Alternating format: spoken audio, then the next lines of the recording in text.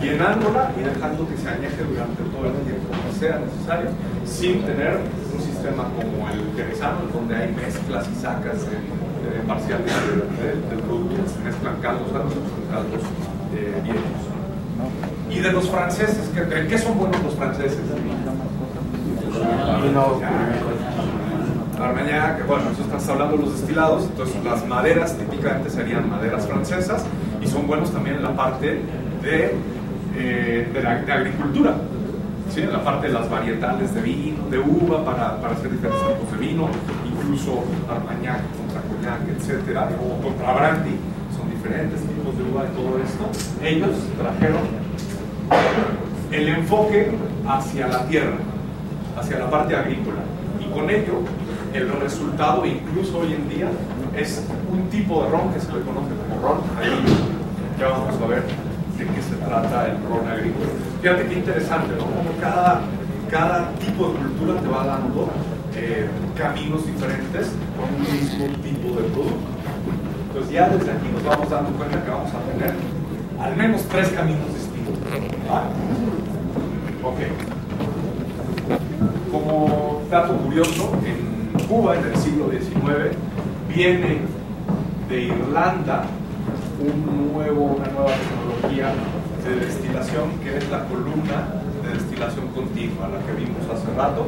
Antes, lo único que había en América era el destilado y el manejo, perdón, el alambique, y el resultado de destilar en alambique, a diferencia de destilar en columna de destilación, era lo que les estuve comentando, el tipo de alcohol, la fortaleza, los sabores y tal, pero en aquel entonces el control todavía de corte de cabezas y cola no estaba muy bien refinado. Por lo tanto, estabas hablando de bebidas rudas, agresivas, pues con bastantes cabezas y bastantes colas. La columna de destilación lo que te trajo fue aprender a hacer una selección más fina de alcoholes. Y ahí fue entonces donde el ron superior, que es lo que hoy tenemos como ron principalmente, o sea, ya no están esos rones rudos y agresivos que había antes, nació por la columna de destilación y conocimiento que después se trasladó al alambique en Cuba, siglo XIX. Bien, ¿vamos ok? ¿Qué otros destilados de caña conocen? Términos generales, en el mundo. Empecemos aquí en México. Charanda, ¿de dónde? Michoacán, perfecto. ¿Qué más? Cachaza, ¿de dónde? De Brasil, típica la cachaza. Otros más. ¿Qué me dicen del guaro? Centroamérica, ¿no? Aguardiente. Sudamérica, Perú, todos esos lugares. Pisco se hace de uva. ¿El pisco se hace en Chile? Bueno, los peruanos dicen que se hace en Perú, pero los chilenos dicen que se hace en Chile. Y realmente se hace en Chile por la cultura vitivinícola que hay en Chile. Se hace de uva. ¿Qué me dicen de Asia? Se hacen rones también. ¿Te acuerdas que Filipinas fue dominado por los españoles? De hecho, tú vas a Filipinas, aquí todos somos morenitos. ¿Por qué? Porque la raza de bronce más los españoles. En Filipinas todos son de ojito rasgado, pero se apellida Rodríguez, se apellida Pérez el señor. Habla filipino y su segundo idioma es español. Fue dominado por los españoles y se hace ron también allá. Y en el sudeste asiático se hace otra bebida que se llama arrack. ¿La habían escuchado hablar? Arrack es un destilado parecido a la cachaza, que no llega a ser ron y no cumple con la parte tampoco de añejamiento que el ron naturalmente conlleva. Entonces, cachaza de Brasil, Cane Spirit de Sudáfrica, se me olvidaba esa. En Sudáfrica también hay plantaciones de caña y hacen este famoso Cane Spirit. Otros, pues está la charanda, como dijeron, el guaro, el aguardiente, el arrack, también se hace en Sri Lanka y en Indonesia, además de Filipinas. Arrack, ¿sí lo viste? Está aquí. Arrack. Bien, ya se llevaron algo nuevo. Okidoki. Seguimos. Vámonos al cañaveral, a donde se planta la caña. Y vamos a desmentir algunos mitos y vamos a analizar un poquito más cómo se hacen las cosas. Primero, lo mismo que en los vinos. A ver, ¿es lo mismo sembrar vino en Baja California que sembrarlo en Francia? Aunque sea la misma varietal, por supuesto que no. ¿Es lo mismo sembrar agaves para hacer tequila en los Altos de Jalisco que en el Valle de Tequila? No, tampoco, son territorios diferentes. Tierra roja en los Altos, tierra volcánica en el Valle de Tequila. Misma planta, misma varietal, te da perfiles y sabores. Es más, o sea, los Altos son más grandotas, tienen más rendimiento. Una es frutal, cítrica, la otra es terrosa. Bueno, pues con la caña pasa exactamente lo mismo. Ahora, lo que sí hay en común, como les decía, en el territorio del Caribe, es una similitud muy grande en la parte del tipo de suelo. ¿Quién ha oído hablar del meteorito que cayó en Yucatán y que supuestamente mató a los dinosaurios? ¿Han oído de esa teoría? Sí. Bien. Otra cosa, otra pregunta, para que vayamos hilando. ¿Quién me puede decir cuántos ríos hay en Yucatán? Ninguno. No hay ríos en Yucatán, lo que hay son ríos subterráneos. Y entonces se hacen los cenotes, ¿no? El agua desgasta cuando va fluyendo el techo de la cueva por la cual transita, hasta que se desploma y se hace un ojo que es, visto desde arriba, el famoso cenote. Y todo eso va a dar al mar, igual que los ríos, nada más que por abajo del agua. ¿Por qué? Porque el terreno que hay por esa zona, que es terreno calcáreo, ¿sí?, no puede retener el agua como lo retiene otro tipo de terreno. Por lo tanto, el agua, por gravedad, se va para abajo y fluye. Bueno, ese tipo de terreno, en toda esta zona del meteoritazo, se comparte también con Cuba, con República Dominicana, con las Bahamas. ¿Por qué creen que toda la zona del Caribe tiene arena blanca?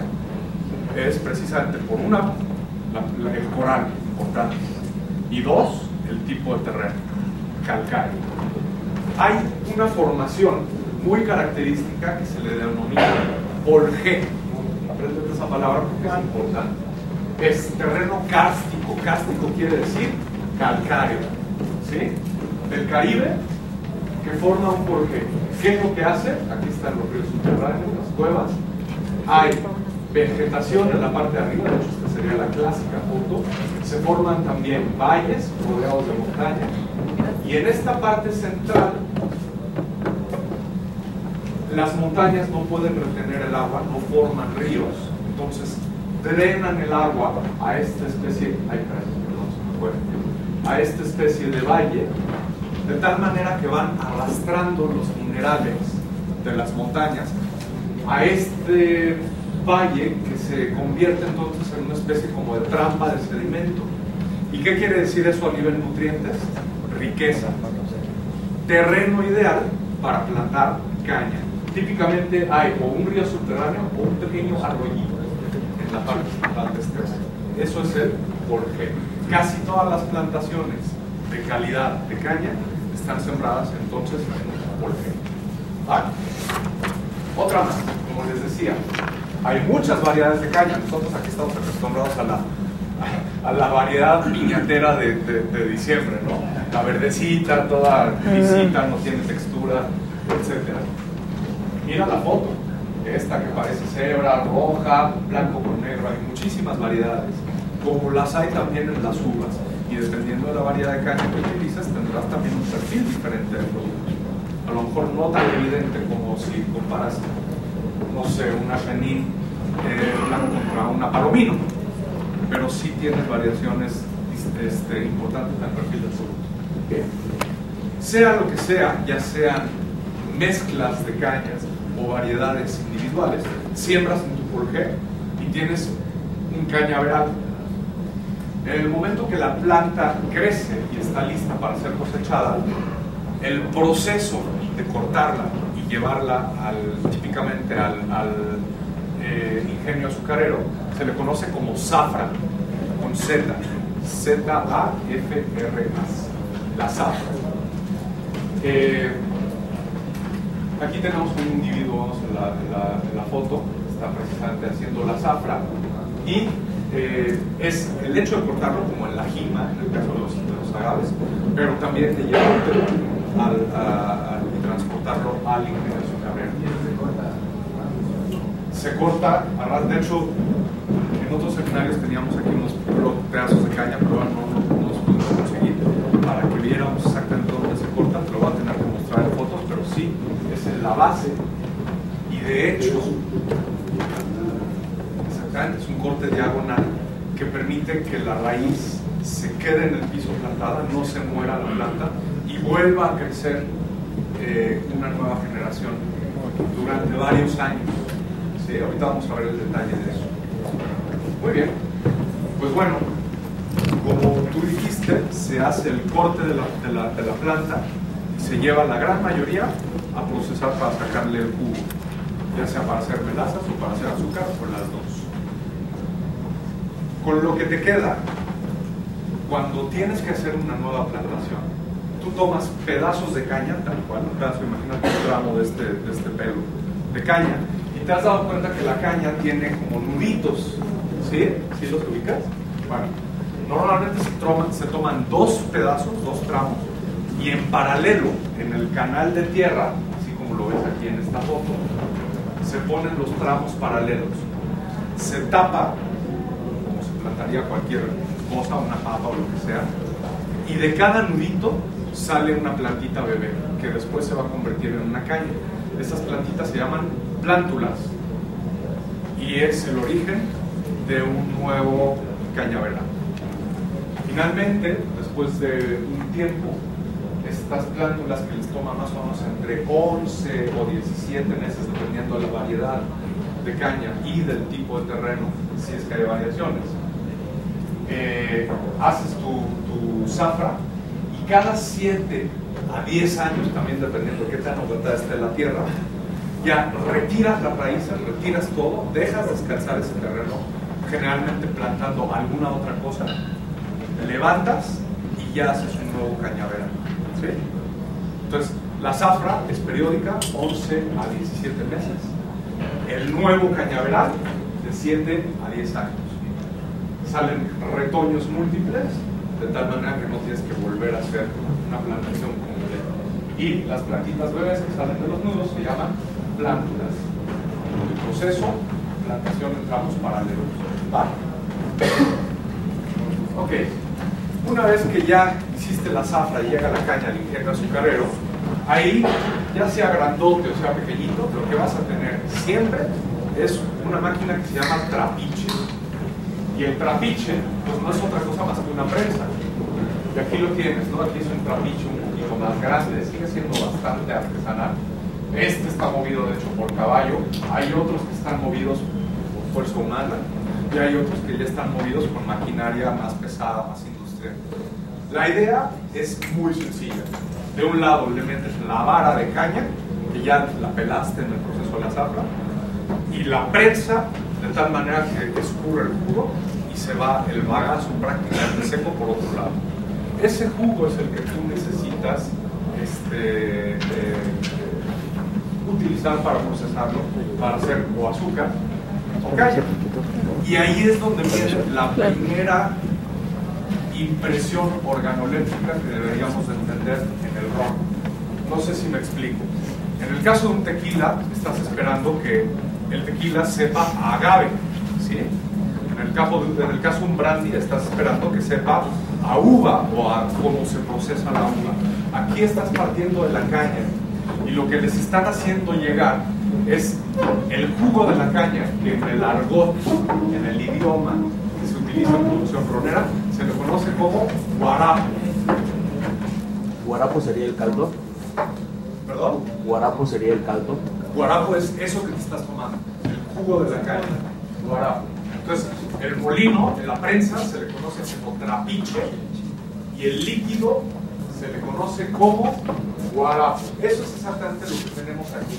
Les voy a pedir entonces que hagamos nuestro primer análisis a nivel olfativo del caballito que nos trajeron y me digan ustedes, ayúdenme. Aquí más que yo que esté enfrente diciéndoles, vamos a encontrar tal nota, la idea es que ustedes descubran. ¿Qué encuentran acá? No, gracias. Un poco como piloncillo, bien, ¿qué más? Algo ligeramente ahumado, algo fresco también, ¿no? Como verde, como herbal, como vegetal, claramente, ¿no? Muy bien, una mezcla de como en pasto, paja, algo por el estilo. Vamos a darle un traguito. ¿Qué es lo que encuentran? Primero a nivel sabores. Acuérdense que solamente hay 4 sabores: dulce, salado, ácido y amargo. Claramente dulce. Tienes un ligero perfil mineralizado también. Te das cuenta que también es un poquito salado. Ahí ya te estás mezclando aromas. Parecido al camote, parecido al piloncillo, como tú dijiste por aquí. Parecido también un poquito como una compota, ¿no? Una compota de pera. Piensa tú cuando hierves la pera, claro, está mucho más concentrado. Bueno, estos sabores, estos aromas, son cosas que tú esperas encontrar en un ron. Sobre todo en aquellos rones que están más cercanos a la parte agrícola de la planta, de la categoría del proceso de producción, a la fuente de origen, a la materia prima.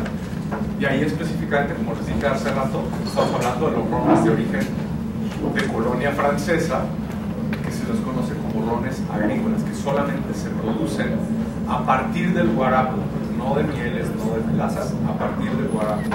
Eso es un ron agrícola. Y el ron agrícola va a estar más cercano a esto. También lo va a estar la cachaza, ¿no? O el guarapo, perdón,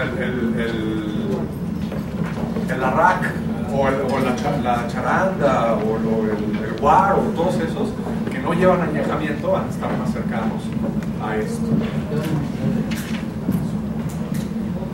Sí, pues es la parte como de planta, como de establo también un poco, ¿no? Como de paja, como de algo cortado, como que mordiste algún vegetal.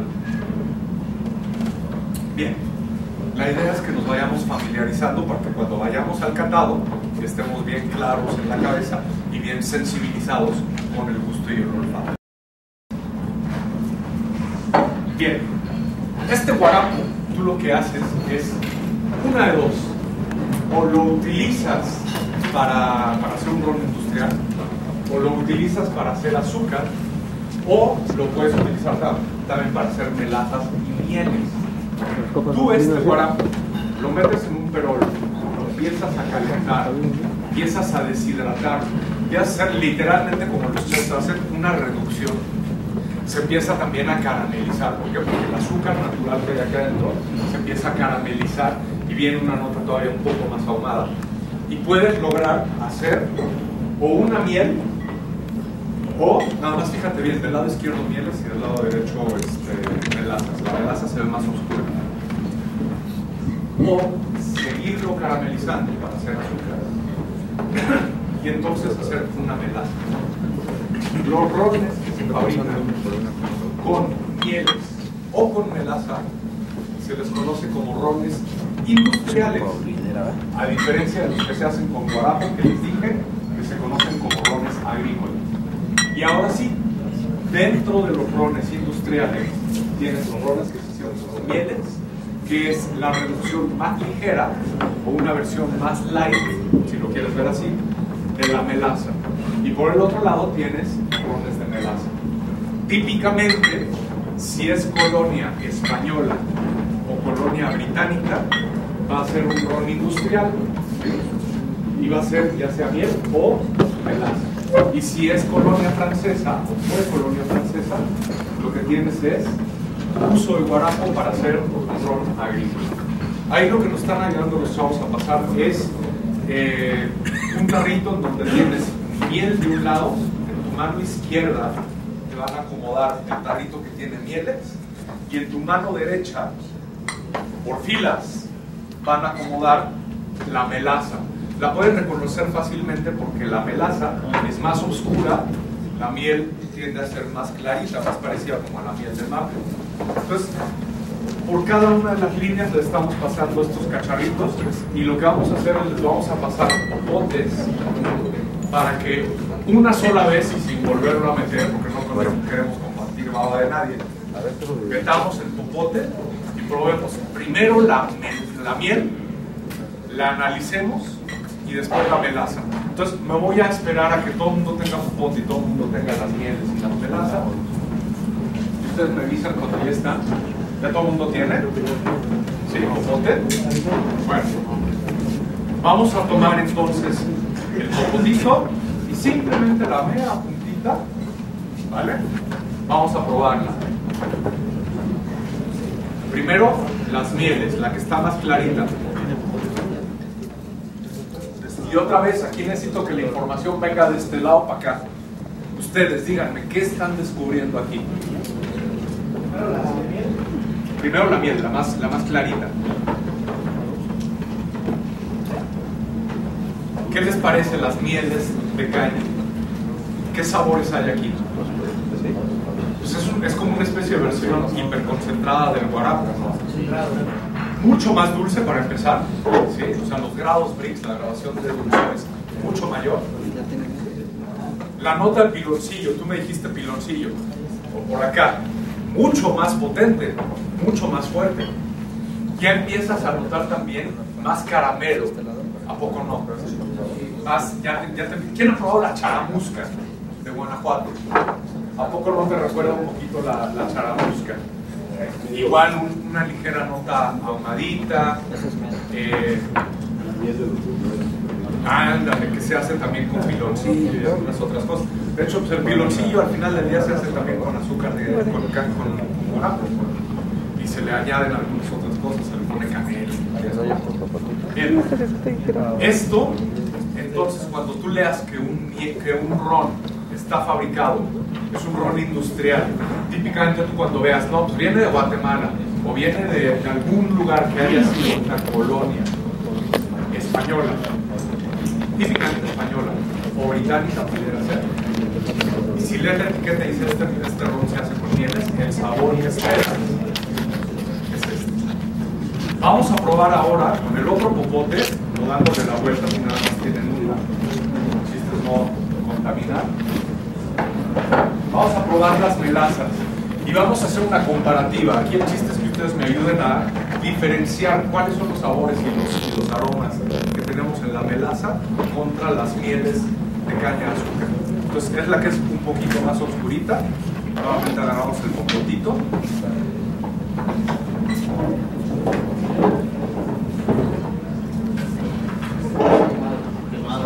Mucho más quemado, mucho más ahumado. El dulzor no es tan pronunciado como en la miel y empiezas a tener, a ver si lo notas, un ligero amargor también al final. Entonces, ¿te acuerdas que con el guarapo tenías salado? Tenías lo dulce, no tan potente, pero salado. Después con las mieles es dulce, dulce, dulce, caramelo. Aquí un poquito menos dulce, sigue siendo súper dulce, no tanto como la miel, pero ya viene la parte amarga, no hay mineralización, es más bien ahumado, la parte amarga y un sabor también como calabaza, ¿no? Algo por el estilo, uno de esos dulces deshidratados que de repente se hacen. ¿Alguna otra cosa? A mí me recuerda también alguna especie. Está una especie un poco indefinida, pero dentro del territorio entre caneloso y vainilloso, ¿no? Sí, es cercano a la vainilla, pero no es literalmente vainilla. También cercano a la canela, pero tampoco es literalmente canela. ¿Quién ha probado, por ejemplo, el amargo de angostura solito? En lugar de utilizarlo en un cóctel. Hay ciertas notas del amargo angostura que encuentro yo aquí, aparte de la nota de naranja tan evidente que tiene el amargo angostura, que aquí no está. Esas especias que tiene el amargo angostura, a mí me parece encontrarlas por aquí, ¿no? Entonces, pues bueno, otra cosa más que tenemos que considerar cuando veamos que un ron es de procedencia industrial, o sea, su fuente es industrial, y es de melazas, pues evidentemente va a tener que estar parado en este territorio a nivel organoléptico, en términos generales. Ya después viene la parte del añejamiento y eso, que también tiene aportaciones, pero la materia prima está expresada en términos de estos tres caminos que acabamos de experimentar. Lo natural, la planta, la caña, la materia prima, el origen, y la fuente de azúcar. La fuente de azúcar. Bien, ¿sí quedó claro todo esto? ¿Ok? Finalmente, después de la obtención, ya sea del guarapo o de la miel, o de la melaza, tú lo que tienes que hacer es estos azúcares que estamos probando aquí, convertirlos a un azúcar más sencillo para que la levadura se lo pueda comer. ¿Cómo se hace eso? Es muy sencillo. Sí tenemos que añadir finalmente. ¿También? ¿Los platitos? ¿Para? Ah, ok. Es que la caña que no teníamos la pasamos en estos platitos, entonces para que pongan. Estaba yo diciendo que cualquiera de lo que sea el caso, lo que van a tener que hacer es agregar agua y hervirlo. Ese es un proceso que se llama hidrolización o hidrólisis. De esa manera tú lo que estás haciendo es el tipo de azúcar que tengas como fuente, convertirlo en un azúcar más sencilla, más simple, que la levadura sí se pueda comer. No quiere decir que estos azúcares que acabamos de probar no se puedan fermentar. La hidrólisis es el hecho de agregarle agua y subir la temperatura para romper los azúcares complejos en azúcares más sencillos y que la levadura se lo pueda comer. Si no lo haces, tu proceso de fermentación se va a hacer larguísimo y en ese inter tan grande corres el riesgo de que haya o fermentación secundaria o que te caiga una bacteria y te contamines tu producto. ¿Sí? Entonces la hidrólisis es muy común que hacer. En el caso de los rones, la hidrólisis es el proceso que te estoy diciendo, se le conoce como la batición, así es como le llaman en Cuba y en Dominicana, al hecho de agarrar la melaza o la miel, en el caso de los rones agrícolas el guarapo, agregarle agua y hervirlo para que esté listo para que la levadura sea añadida. Añades la levadura y lo que tienes es la fermentación. Ojo, importante, te has dado cuenta cómo vamos encontrando diferentes tipos de rones en el camino que vamos explicando las cosas. En fermentación encuentras otra vertiente de catalogación de los rones. Tienes, producto de la fermentación, los rones ligeros y los rones pesados. ¿Qué quiere decir eso? Si tú dejas a fermentar mosto, independientemente de cuál sea tu fuente de azúcar, y te vas a un proceso que te dure entre 12 y 24 horas, y tu gradación alcohólica está entre 5 y 8%, lo que vas a obtener va a ser un ron ligero. Si en fermentación tú te vas a varios días en lugar de unas cuantas horas, o sea, ya te puedes ir aquí hasta 14 días de fermentación, o sea, más que muchos destilados artesanales.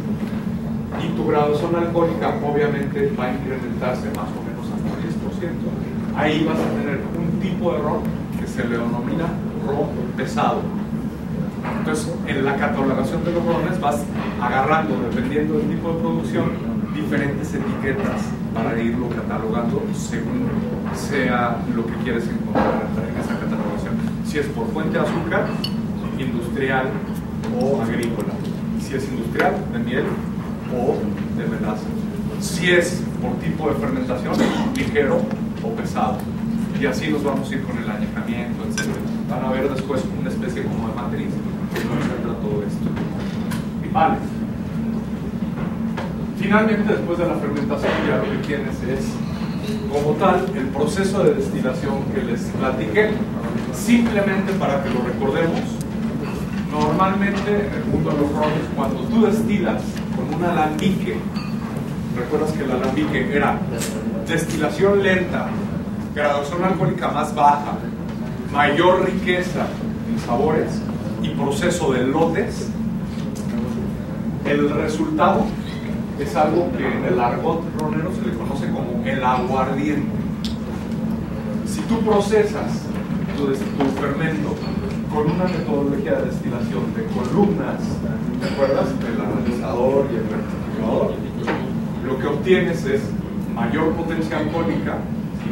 Prácticamente te puedes ir de 95 o hasta 99% de ABV, mayor velocidad en un proceso continuo que no es de lote, y típicamente a este proceso, el tipo de alcohol, en el argot ronero se le va a llamar el destilado. Entonces, cuando tú llegas al maestro ronero y te dices, no, es que aquí agarramos destilado y aquí agarramos aguardiente y no sé qué, tú ya sabes que, aguardiente es con columna, perdón, con alambique, destilado es con columna, y ya sabes las diferencias que hay. ¿Por qué? Porque hay quien añeja o uno u otro o la mezcla, y después hace incluso combinaciones en una mezcla final de la bien. ¿Me ayudan a pasar las últimas copas, Daniel, por favor? Claro que sí. ¿Vale? Vamos a sensibilizarnos un poquito más. Esto que les estoy pasando aquí es un destilado neutro de caña. Entonces, ya probamos guarapo, ya probamos melaza, ya probamos mieles. No les traje aquí el fermento porque es un poco antihigiénico, pero sí les traigo el destilado. Antes de que toque cualquier tipo de añejamiento, antes de que tenga los filtros correspondientes para poderse llamar ron, antes de que tenga la graduación alcohólica también del embotellado regular. ¿Perdón? Este acá sí ya tiene dilución, este va a estar más o menos como a 40% de alcohol. Sin embargo, es una selección todavía un poco tosca de corte de alcohol. Entonces, es el destilado que les estoy pasando en esas charolitas allá atrás. Y lo que vamos a hacer es lo vamos a analizar nuevamente, como hicimos con las otras cosas. Primero con la nariz, después en boca, a ver lo que pasa.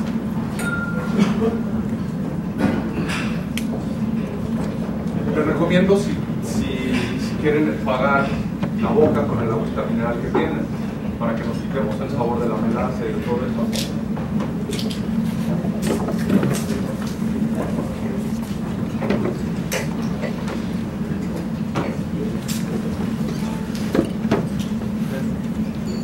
Voy a esperar nada más a que les pasen a los de allá.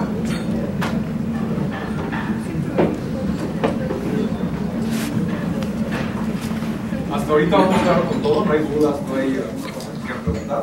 Ustedes me dicen, el momento que quieran, y pregunten, dicen, oye, ¿me puedes ayudar a aclarar esto?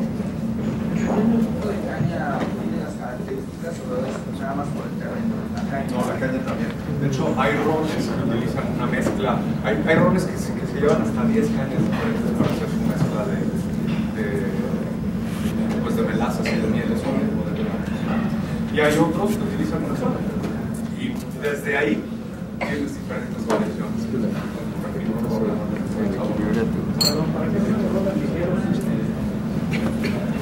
Es diferentes estilos de ron. ¿Para qué? Para tener diferentes opciones. Como se me dice, ¿para qué se hace un tequila añejo y para qué se hace un tequila blanco? Es para tener diversidad, básicamente. Esto no creo que haya sido una cosa planeada. Yo creo que históricamente se fueron dando diferentes metodologías de producción hasta que hoy ya lo podemos categorizar de esa manera. Y descubrir otros tipos de perfil. Es como si me dijeras, oye, ¿por qué hay tequilas que se añejan, que se fermentan con levadura comprada? ¿Y por qué hay tequilas que se fermentan con levadura que le cae del ambiente? Fermentación natural. Así lo eligió el productor y es una categoría. Uno será más artesanal y otro será más industrial. Bien, vamos a ver qué nos dice la nariz de este destilado. Predomina la parte ahumada. ¿Qué más? Es bastante potente, ¿no? El alcohol que se percibe, lo perciben con un alcohol elegante. No tanto, ¿no? Es un poco burdo, tal vez. ¿Qué más? Ligeramente cítrico. ¿Qué me dicen de la caña? La parte herbal, la parte fresca, verde de la caña. Pues ahí la tienes también un poco traducida. A mí me recuerda mucho al guarapo. Más que a las mieles, más que a la melaza, me recuerda al guarapo. La parte de melazas y mieles me viene un poquito en una notita ahumada que tiene. ¿Lo alcanzas a percibir? Bueno, vamos a darle un traguito, a ver qué sensaciones tenemos.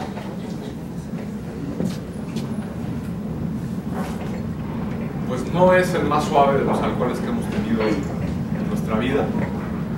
Es un tanto rasposón. Poco perdurable, es una cosa que se desaparece rápido. Esto es una impresión fuerte, entonces desaparece. Algo seco, yo me esperaba algo un poco más dulce, sin embargo, un poco de astringencia. Ojo, no lo confundan, no es acidez, es astringencia. Lo percibes en los laterales de la lengua y es el alcohol lo que te está haciendo astringente.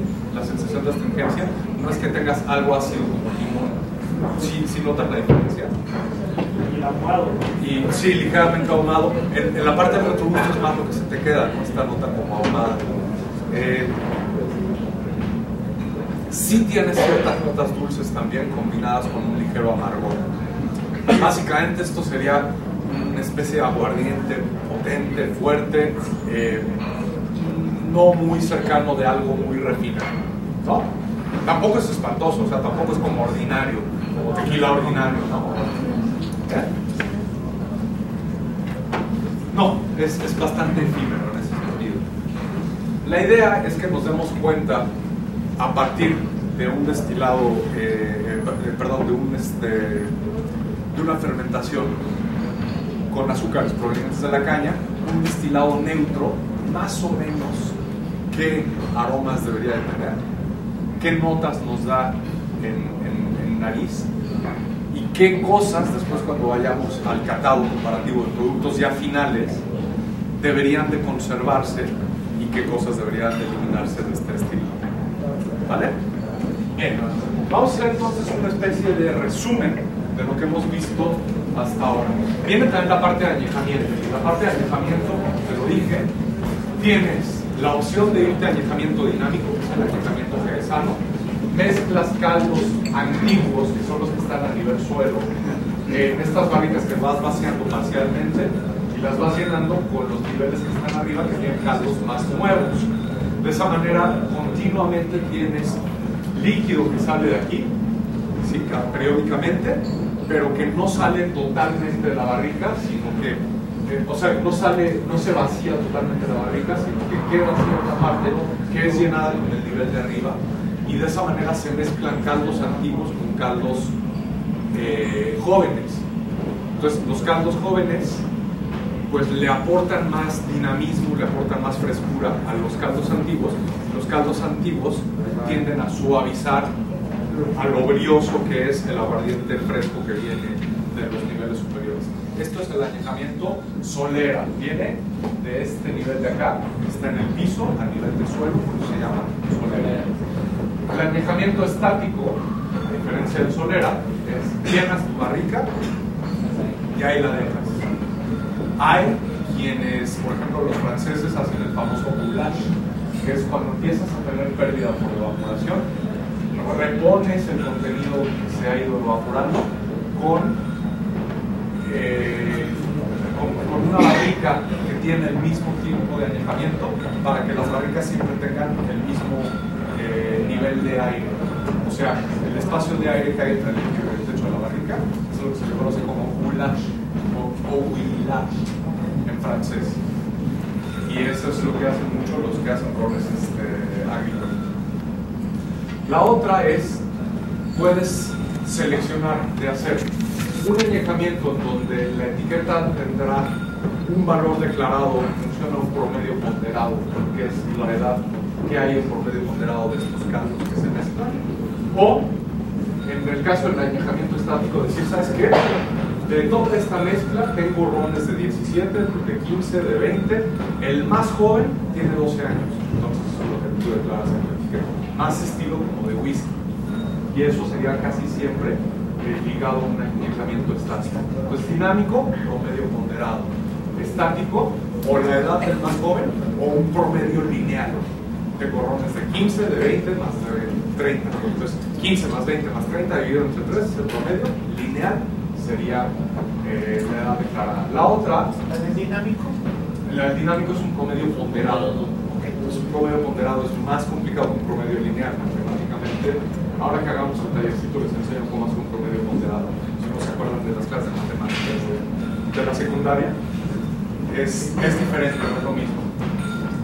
Y finalmente tienes la opción de tener mezclas o tomar el líquido totalmente de una barrica para hacer o un single cask o un barrel proof. Single cask quiere decir que viene de una sola barrica, cask que es barrica en inglés, y barrel proof quiere decir que está embotellado a la graduación alcohólica en la que se añeja en el barril. Barrel proof. ¿Sí? Otro más, puedes tener una añada, eso sería un vintage. Cuando tú tienes un ron que dice 2002 o un ron que dice 1975, quiere decir que esa es la producción que se hizo en 1975 en esa destilería y es como un vino, la añada. Existen las añadas también, los destilados. Hay varios ejemplos de eso. ¿Sí queda claro? Bien. Importante también, independientemente de tu estilo de añejamiento, qué tipo de madera utilizas. Lo más común en la industria del ron es utilizar roble blanco americano, que ha sido previamente utilizado en hacer bourbon. ¿Sí? ¿Por qué? Porque el bourbon es el proveedor mundial de barricas para añejar. ¿Por qué? Ellos, por su apelación de origen, no pueden añejar en barricas usadas, tienen que ser nuevas siempre. Entonces tienen que estar vendiendo las que han estado utilizando. Y el resto de la industria las adopta. Barricas que vienen de Europa con maderas como por ejemplo el roble francés, que se le conoce como roble limousin, el roble europeo que ha sido utilizado por ejemplo para hacer jerez o sherry, o maderas de barricas que han sido utilizadas para hacer vinos. Entonces vinos de diferentes estilos, tanto vinos generosos, olorosos, directos o fortificados, etc. Entonces, dependiendo del origen de tu madera, vas a tener también contribuciones diferentes. Ahora que hagamos el catálogo, yo les iré diciendo qué tipos de maderas se están expresando. Solitas a nivel organoléptico las empiezas a detectar. Obviamente el color afecta, o sea, el tipo de madera afecta a la coloración del ron y el tiempo que lo estás dejando en el añejamiento. Y finalmente tienen los abocados. Entre los abocados, ¿qué quiere decir? Abocar quiere decir añadirle algo. Tienes a los especiados, que no es otra cosa más que generalmente rones blancos, que se les añaden especias como canela, clavo, nuez, azúcar, vainilla, etc. Y han tenido o muy poco o nulo añejamiento, eso sería un especiado, y un ron saborizado. A diferencia del especiado, al saborizado se le echan saborizantes de frutas naturales, como por ejemplo un ron, el famoso ron chata, pues es un ron de horchata, y si se le echa saborizante de arroz para que sepa horchata. Hay otros como los que tienen sabor a coco, etc. Bien, especiados, saborizados, y uno más, el ron, perdón, ¿estás copiando? A ver, rápidamente. Es que andamos ya con el tiempo corto, ya tenemos que cortar. ¿Ve? Entonces, a los saborizados les pones azúcar y típicamente frutas o aceites esenciales de fruta. A veces pueden ir coloreados también los saborizados. Entonces, por su fuente de azúcar, esto ya es a manera de resumen, tienes rones agrícolas, rones industriales, y los industriales se dividen entre mieles y melazas. Por tipo de fermentación, recuerdas que tienes ron ligero y ron pesado. Por color, tienes ron blanco, que es cristalino, ron dorado y ron oscuro. Por edad o por añada, tienes vintage o edad declarada en la etiqueta, como lo vimos hace ratito. Por técnica de mezcla, tienes solera, estático, single barrel o mezcla de alcoholes, a lo que les refería hace rato cuando mezclas alcoholes que vienen del alambique en añejamiento de una madera con alcoholes que vienen de la columna de destilación con otras maderas en añejamiento y hace una mezcla final. Esa sería la mezcla de alcoholes. Tienes también por graduación alcohólica, esto no lo habíamos visto, estándar, fuerte y sobregraduado. En inglés, yo digo en inglés adrede porque así es como vienen las etiquetas, standard, strong y overproof. Entonces sería El estándar entre 35 y 45% de alcohol, el fuerte entre 50 y 70% de alcohol, y el sobregraduado 75% de alcohol o más, ¿sí? Como por ejemplo los famosos 151 están aquí. 151 es el proof, 151 lo divides entre 2 y te da 75.5% de alcohol por volumen. Esos serían los overproof.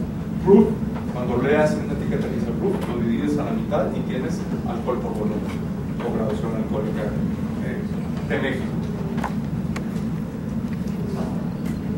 Otras clasificaciones, como les dije, está el especial y el saborizado, y otro más que es el ron naval. Ojo, ese no lo habíamos mencionado. El ron naval era el típico ron que era distribuido en la media pinta, dividida en 2 veces al día por la Marina Británica, y típicamente eran rones oscuros de Jamaica, de Barbados y de la Guyana Británica, con cierto nivel de especiamiento, de especiado. ¿El naval cuál era?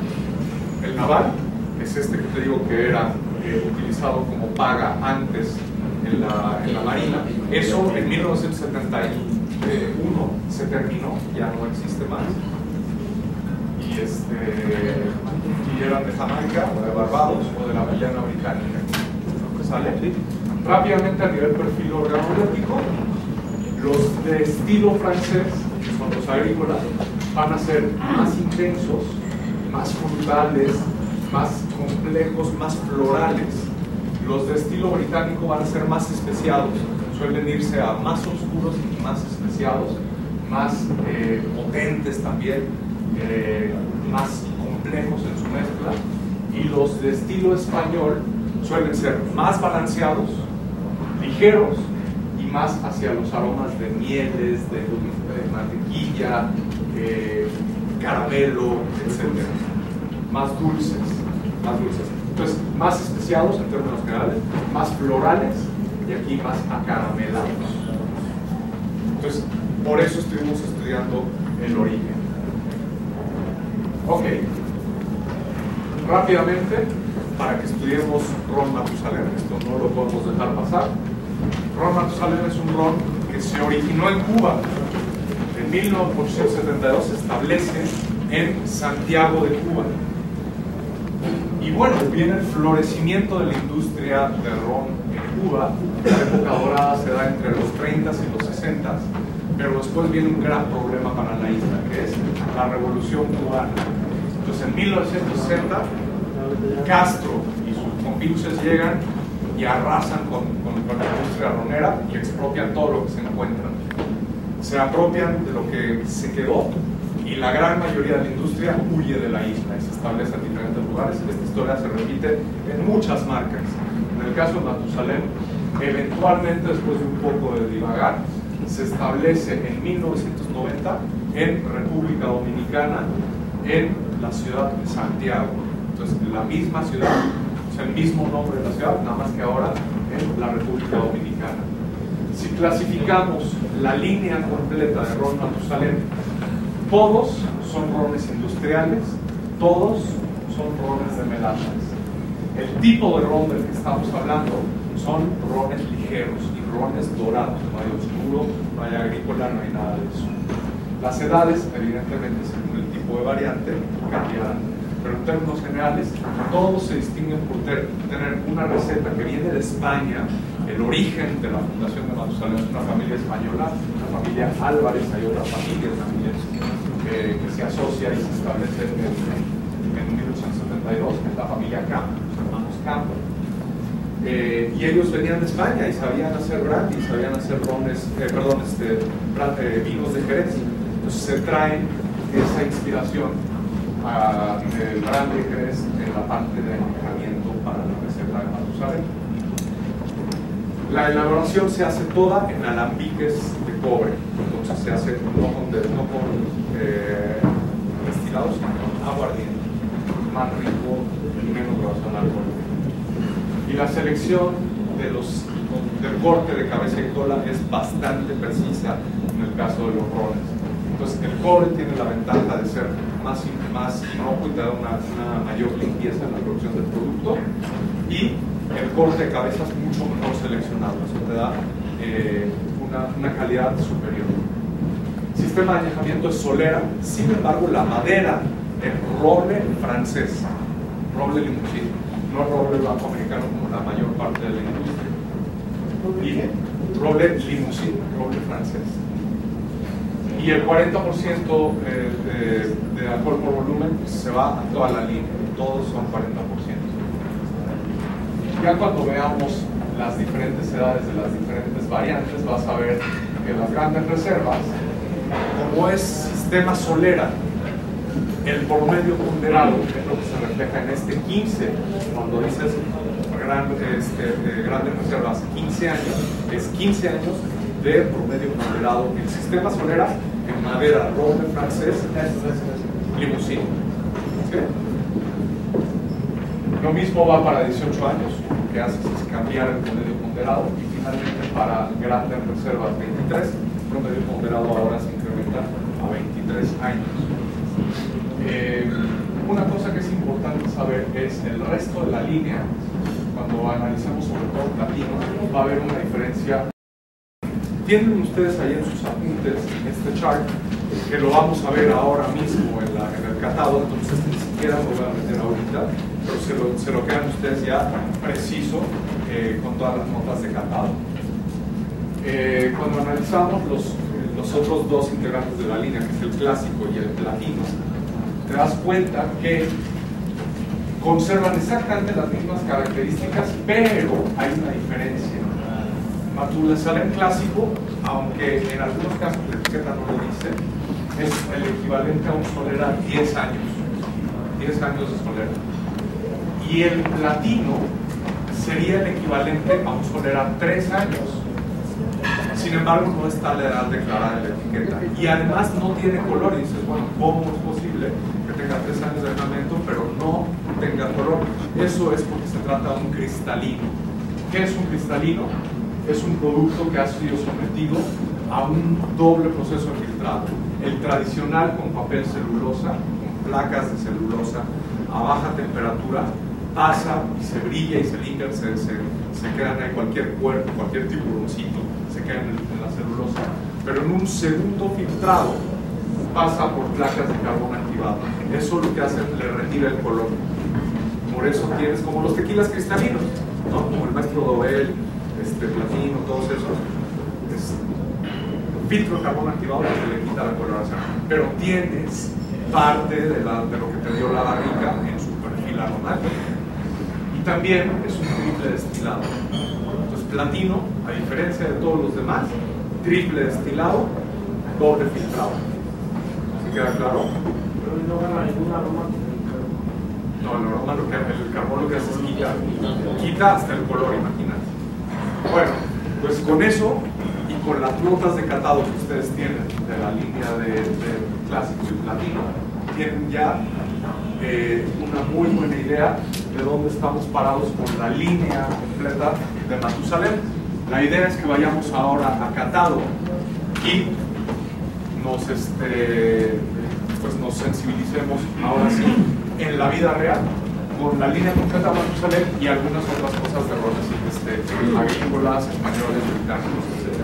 Otra, tienen en sus notas algunas recomendaciones para platino, para clásico, para reservas grandes, reservas 15, 18 y 23, de cómo tomarlos. Generalmente te vas a encontrar una recomendación de un trago principal que se llama feature drink y un trago de backup que es como te lo recomienda la marca que lo prepares. Esa es la estrategia que ellos tienen, independientemente de la creatividad que salga de este concurso de hostelería que vamos a tener hoy.